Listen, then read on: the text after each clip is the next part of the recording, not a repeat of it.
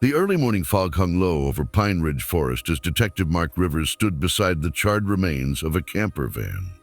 The smell of burnt rubber and ash filled the air. His partner, Rocky, a seasoned German shepherd with years of service, suddenly froze. His ears perked, his nose twitched, and within seconds he darted toward the wreckage, barking furiously. Something wasn't right.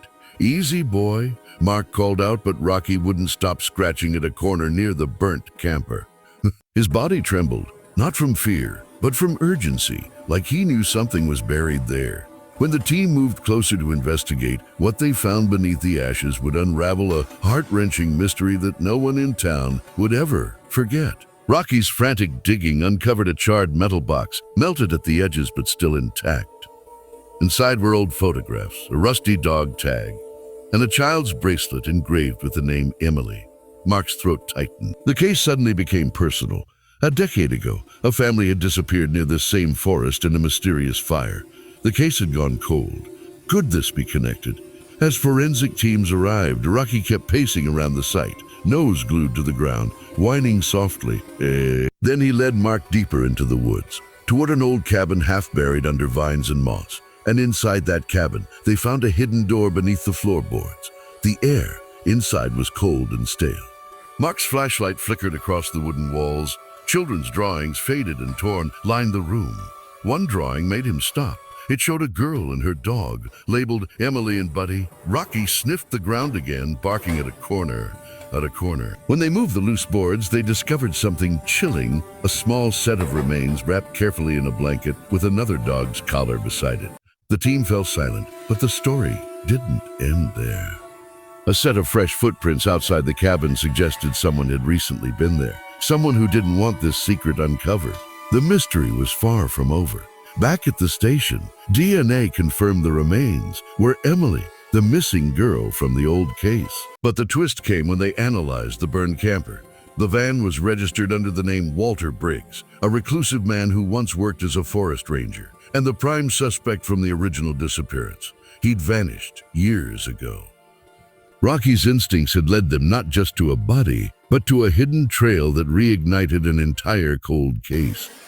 As Mark and Rocky retraced Walter's old routes, they stumbled upon an abandoned fire tower deep in the woods. Inside were stacks of journals, survival gear, and one shocking photo pinned to the wall. A young Emily smiling beside Walter, both holding a puppy. Through the journals, they pieced together the tragic truth. Walter hadn't kidnapped Emily. He had rescued her. Years ago, Emily's family's camper had caught fire accidentally. Walter had pulled Emily and her dog Buddy out, but before he could get help, the fire spread, killing the parents and injuring him. By the time authorities arrived, everything was gone. Everyone assumed Walter was the kidnapper, so he ran, raising Emily in secret until she fell ill and died. He buried her with love and kept her memory hidden from a world that had already condemned him. As the final pages of Walter's journal were read aloud at the police station, even the toughest officers were silent. His last entry said, "If anyone finds this, please don't judge me. I only wanted her to have peace. Buddy's gone now too. I'll join them soon. Tears filled Mark's eyes as he looked at Rocky, the loyal 9 who had uncovered not a crime, but a story of love, loss, and redemption. Later that evening, the department held a small ceremony at the forest's edge.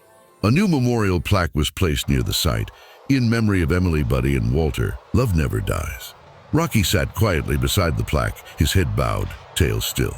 For a moment, the wind rustled the trees, and it almost sounded like a child's laughter echoing through the forest. The story of 9 Rocky reminded everyone that not all heroes wear badges.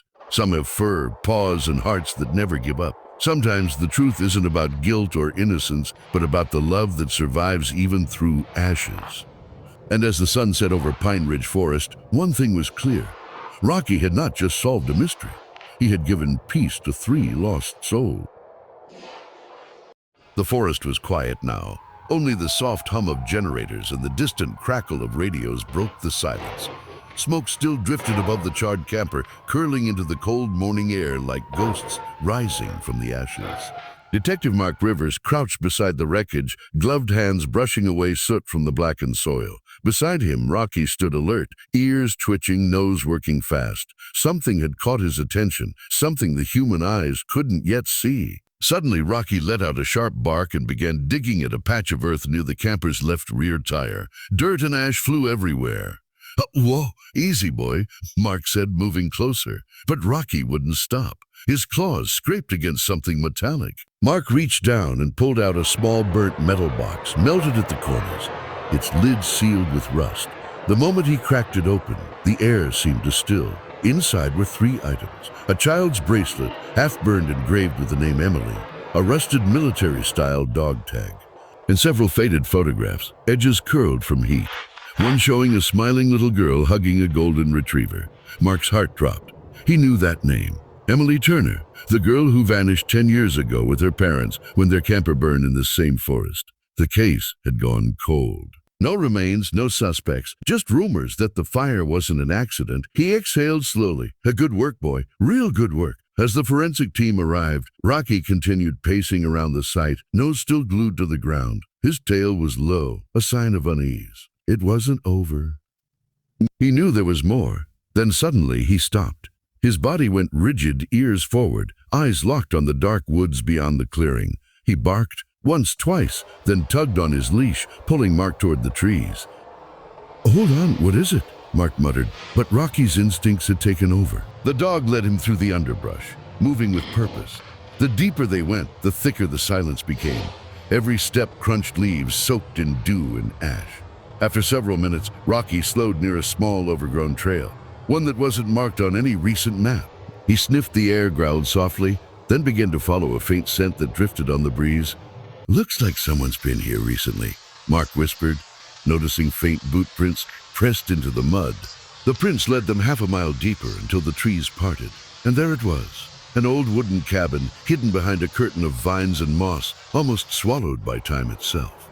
The windows were broken, the roof sagging, but there was something eerie about it, something alive. Rocky stood frozen at the edge of the clearing, tail stiff, a low growl rumbling from his chest. He didn't bark this time, just waited, as if warning Mark to be careful. Mark unholstered his flashlight and looked down at his partner. "All right, buddy, let's see what you found."